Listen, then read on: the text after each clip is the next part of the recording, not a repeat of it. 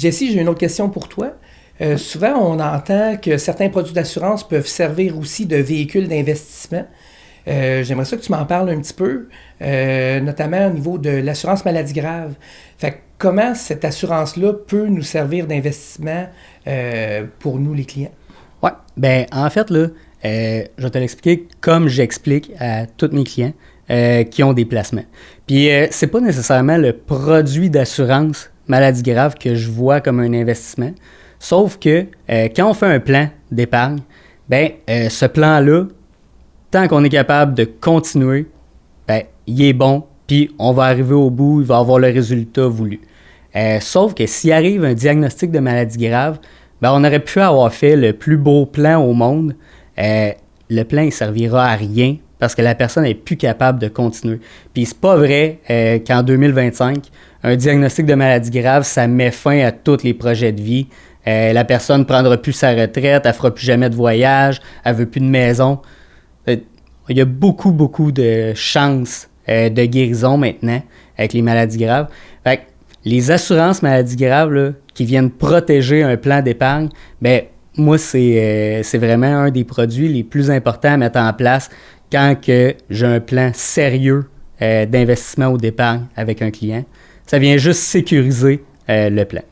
Parce que ce que tu dis, c'est que si jamais il m'arrive une maladie, je ne pourrai plus cotiser comme je le faisais, fait que mon plan sera plus bon.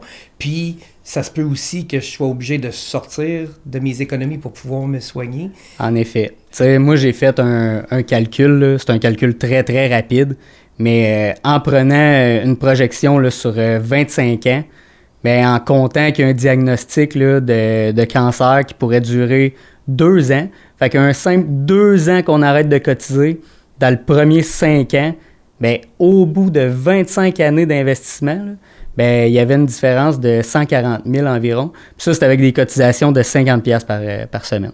Juste parce qu'on avait arrêté pendant 5 ans? Juste parce qu'on a arrêté pendant 2 ans. Pendant 2 ans? Oui, au début, dans le premier 5 ans. Puis qu'on a sorti un petit peu de notre épargne qu'on avait accumulée pour se soigner. Puis ce 2 ans-là, il a coûté combien? Ça a coûté à peu près 140 000$ au bout de 25 ans. Ouf!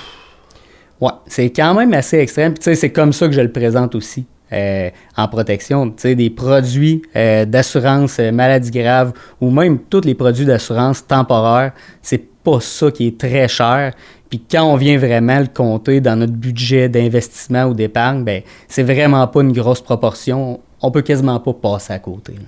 Parce que souvent, les gens qu'on rencontre vont nous parler de leur retraite, de leur projet, de tout ça, mais ne penseront pas nécessairement que ça se peut qu'il arrive quelque chose qui va faire en sorte que ce projet-là, il n'y arrive pas ou qu'il soit retardé. Puis ce que tu nous dis, c'est que l'assurance va nous permettre, si jamais il y a une bad luck, qu'il y a quelque chose qui arrive, de quand même être en position de pouvoir réaliser ces projets-là plus tard, parce qu'il y a un montant qui va être rentré pour compenser pour la perte qu'on va avoir. Exact. C'est vrai de ça. Puis, c'est vrai pour l'assurance maladie grave. Est-ce qu'il y a d'autres assurances comme ça qui sont utiles, qui vont nous permettre de sécuriser soit un placement, soit une retraite, soit des choses comme ça? Oui, bien, il y a plusieurs produits d'assurance là, qu'on pourrait compter comme investissement. Puis, tu sais, celui qui est le plus parlé, là, assurance participative, ça peut être très bon. Ça peut être un investissement à long terme, surtout. Pas comme c'est présenté partout en ligne, là, un investissement à court terme, puis infinite banking, puis ouais, c'est ça. On entend toutes sortes d'affaires là-dessus. Là. Moi, je vais mettre une prime de 20 000 cette année, puis je retire 30 000 l'année prochaine. Là. Non, c'est pas vraiment de même que ça marche. Fait que oui, tu sais, des produits d'assurance qui peuvent être vraiment adaptés.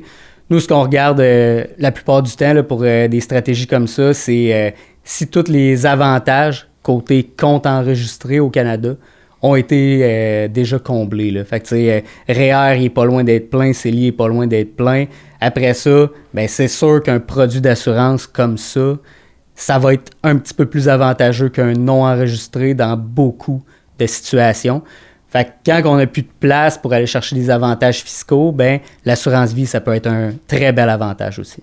Parce que ça va servir pour diversifier notre portefeuille. Exact. Mais pas pour remplacer un CELI, mettons. Non, exactement. On n'ira pas chercher la mise de fonds de la maison dans une assurance participative après avoir contribué 5 ans. Parce que si je mets de l'argent dans mon CELI puis il m'arrive une bad luck, je peux le sortir demain matin dans mon assurance.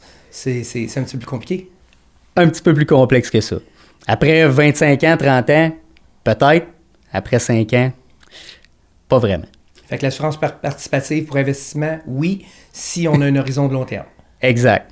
Puis pour financer notre retraite, est-ce que ça a une utilité ou est-ce que c'est trop court? Ça dépend encore là de l'âge. Tu sais, quelqu'un qui pense assez jeune, ben oui, ça peut être une super belle manière de diversifier ses investissements pour la retraite. Puis c'est vraiment une très bonne idée, là. Mais comme je disais tantôt, quelqu'un qui il va être rendu à investir dans du non enregistré, ben ça peut être vraiment une belle option. Quelqu'un qui se réveille à 10 ans avant sa retraite, ce serait difficilement justifiable comme produit pour la retraite. OK. Bien, merci beaucoup de tes conseils.